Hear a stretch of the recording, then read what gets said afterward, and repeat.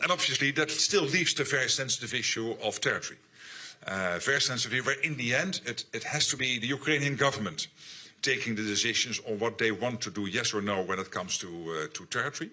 But they need to know that whenever that moment comes, when they have to decide on territory, that they have the full backing, not only of their own armed forces, but also of this coalition of the willing, the United States, to collectively make sure that indeed the Russians will not repeat what they did after 2014-2015 with the Minsk agreement, which is attacking Ukraine again.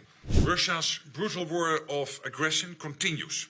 And we saw just last week the use of the Oreshnik missile on Lviv and continued attacks on civilian and energy infrastructure. Russia is trying to deter us from supporting Ukraine, but we will not be deterred. As Ukraine faces immense pressure during the harsh winter, your support and the support of all NATO allies is more important than ever.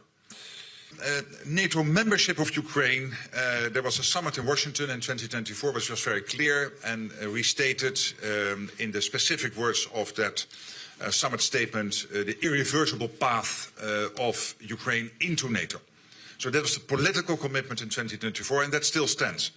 At the same time, we know that several allies, including Hungary and the United States and some others, are either against or very much doubtful about full NATO membership for Ukraine. That is a given, that is a fact.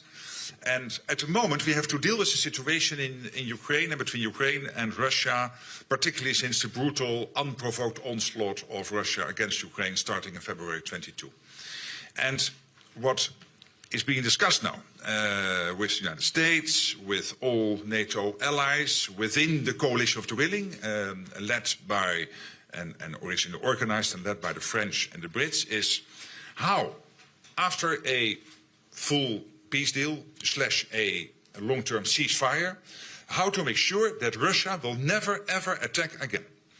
And if it is then not NATO, what then? And that's exactly the debate which is now currently taking place. The US is very important here. Steve Witkoff and Jared Kushner are playing a very positive role here, together with Marco Rubio, under the guidance of President Trump, who has broken a deadlock with Putin by starting to dialogue with him. And he had to do that. He was the only one who could do this, and I was very happy he did, starting in February last year. We have said many times that the government is clear about how to participate in Ukrainian territory when it comes to Croatian troops. It is not an option for us to participate, to be there on the ground, but like other members of the coalition of the willing, we will find ways to help Ukraine, as we have been helping so far, either in terms of political support, energy support. I would like to point out that a demand of $800 billion is an amount of such magnitude that could be used to pay pensions in Hungary for 40 years, or family support could be paid for 60 years. Or if we look at it in a European Union context, Hungary has so far been a net, meaning if we look at the balance of payments made to and funds received from the Union, 73 billion euros from the European Union since 2004. Ukraine is requesting about 11 times this amount, in addition to the contributions that the European Union has already provided, or was preparing to provide.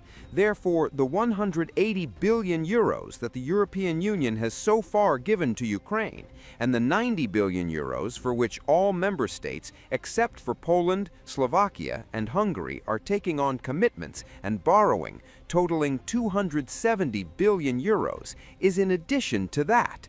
Beyond that, Ukraine wants another $800 billion for its own daily state operations. We see that Ukraine basically wants to live off Europe for 10 years.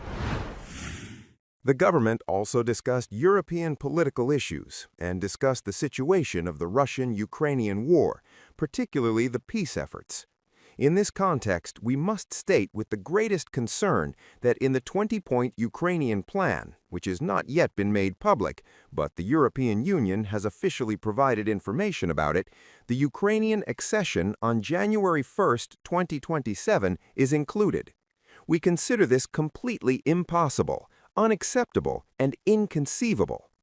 We believe that Hungary is not alone in this, although we can single-handedly prevent the Ukrainian accession, but this clearly shows that the previously disclosed plan of the committee, the previously disclosed plan of the committee's president, to have Ukraine join during her presidential term, so by 2029, is not merely a reality in European political thinking today, but even earlier dates are being considered.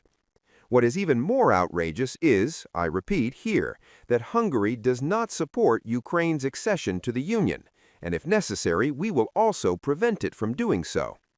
What is even more surprising is the Ukrainian demand, which claims an additional $800 billion beyond military and defense expenditures, and they want this to be recovered from the European Union. I would like to point out that a demand of $800 billion is an amount of such magnitude that could be used to pay pensions in Hungary for 40 years, or family support could be paid for 60 years.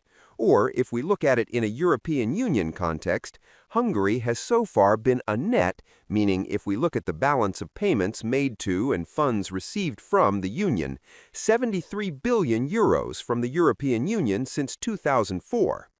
Ukraine is requesting about 11 times this amount, in addition to the contributions that the European Union has already provided, or was preparing to provide.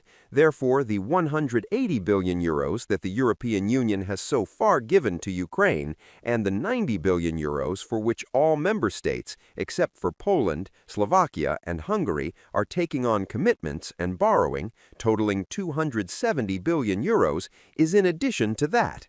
Beyond that, Ukraine wants another $800 billion for its own daily state operations. We see that Ukraine basically wants to live off Europe for 10 years. This is the task of the Ukrainian state, and these costs are not even related to operational expenses. And the fact that Brussels is willing to do this, and that Brussels is willing to pay any bill for Ukraine, is extremely dangerous. And the only guarantee against this is the current Hungarian government, which has made it clear in the recent period that it does not wish to participate in financing Ukraine. It's no wonder that both Brussels and Kyiv want a Brussels and Ukraine-friendly government in Hungary, because the current one is unwilling to foot the bill. As for long-term peace prospects, I can say that only the American peace plan has a realistic chance. The European Union has not been given a role and has no seat at the table where peace talks are held.